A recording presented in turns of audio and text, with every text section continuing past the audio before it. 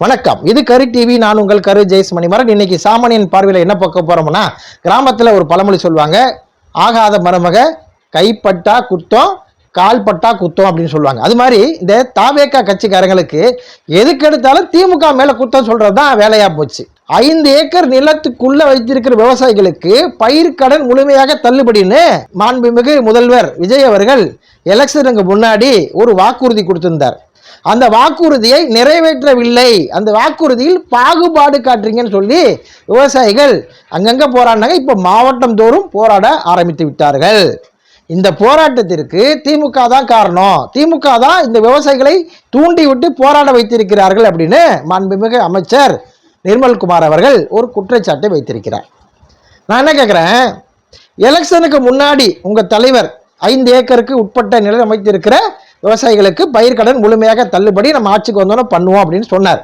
அந்த வாக்குறுதி நீங்க கொடுத்தப்போ இந்த விவசாய கடனை தள்ளுபடி செய்வது என்பது சாத்தியமில்லை. அதனால நீங்க வீதியில இறங்கி போராடுங்கன்னு விவசாயிகளை திமுக நிர்பந்திச்சுச்சா? அதுக்கப்புறம் நீங்க ஆட்சிக்கு வந்துட்டீங்க. ஆட்சிக்கு வந்ததுக்கு அப்புறம் பயிர்க்கடன் தள்ளுபடி சொன்னாங்களே, அதை செயல்படுத்தலையே. நீங்க வீதியா இறங்கி போராடுங்கன்னு எந்த திமுக காரராக சொன்னாரா, இல்ல திமுக தலைவர் சொன்னாரா, இல்ல திமுகவை சார்ந்தவர்கள் சொன்னார்களா? அப்பையும் அவர்கள் வாய் திறக்கவில்லை.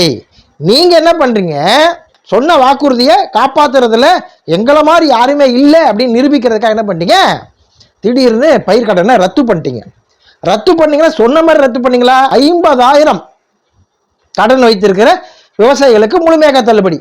1 லட்சம் கடன் போயிடுச்சுன்னா 5,000 ரூபாய் நாங்க கொடுப்போம், மீதி 95,000 ரூபாய் நீங்க கட்டணும் அப்படின்னு இந்த அரசாங்கம் சொன்னது. 95,000 கட்டுற ஒரு விவசாயி 5,000 கட்ட முடியாதா?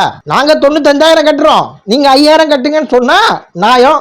அந்த விவசாயம் அப்பா சந்தோஷம், பரவாயில்ல, ஒரு 95,000 தள்ளுபடி ஆகுது அப்படின்னு சந்தோஷப்படலாம். ஆனா ஒரு 5,000 மட்டுமே தள்ளுபடி செய்யப்படும், அதுக்கு மேல போச்சுன்னா அதுலயும் கம்மியா வரும்னு நீங்க சொன்ன வாக்குறுதியை ஏமாற்றும் விதமாக நிறைவேற்றும் பொழுதுதான் விவசாயிகளுக்கு கோபம் வருது. ஒரு விவசாய சங்க தலைவர் இன்னைக்கு பேட்டி கொடுத்துட்டார், இதுக்கும் திமுகவுக்கும் முடிச்சு போடாதீங்க, இதுக்கும் அதுக்கும் சம்பந்தம் இல்லை, திமுக எங்களை போராட சொல்லவில்லை, எங்களுடைய உரிமையை கட்டு நாங்கள் உங்களிடம், அதாவது அரசாங்கத்திடம் போராடுகிறோம், முதல்வரிடம் கேள்வி கேட்கிறோம்னு பேட்டியாவே கொடுத்துட்டார். மாண்புமிகு முதல்வர் விஜய் அவர்கள் என்ன சொல்றாரு, அதுக்கு கால அவகாசம் வேணும் எங்களுக்கு, அதனால விவசாயிகள் கவலைப்படாதீங்க, நாங்க உங்க கூட தான் இருப்போம், என்ன நம்புங்க அப்படின்னு விஜய் அவர்கள் சொல்றாரு. அப்ப நீங்க ஒன்னும் முழுமையா செயல்படுத்த முடிஞ்சா செயல்படுத்துங்க, இல்லையா அந்த திட்டத்தை தள்ளி வச்சுட்டு கொஞ்சம் கால அவகாசம் எடுத்து சரியா நீங்க செயல்படுத்திருந்தீங்கன்னா விவசாயிகள் போராட வேண்டிய அவசியம் இருந்திருக்காது.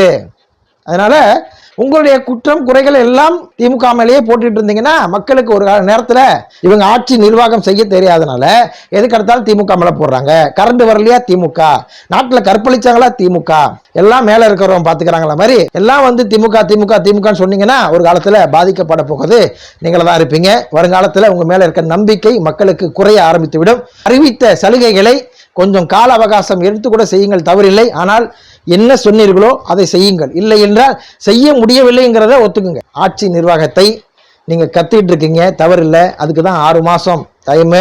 ஆனால் இந்த 6 மாசத்துக்குள்ள நடக்கும் தவறுகளை சொல்ல வேண்டியது கடமை. அப்பதான் நீங்க ஆட்சி நிர்வாகத்தை உங்களுக்கு சீர்படுத்த முடியும். அதனால அடுத்தவர்கள் சொல்வதை தவறா நினைக்காதீங்க, அதை அறிவுரையை எடுத்துக்க வேணாம். ஆனால் அதில் இருக்கும் உண்மைத்தன்மையை ஆராய்ந்து அதற்கேற்றாற்போல் நடந்தீங்கன்னா தாவேக்கா ஆட்சி சிறப்பான ஆட்சியாக மாறுவதற்கு வாய்ப்பு கூட இருக்கலாம். நன்றி, வணக்கம்.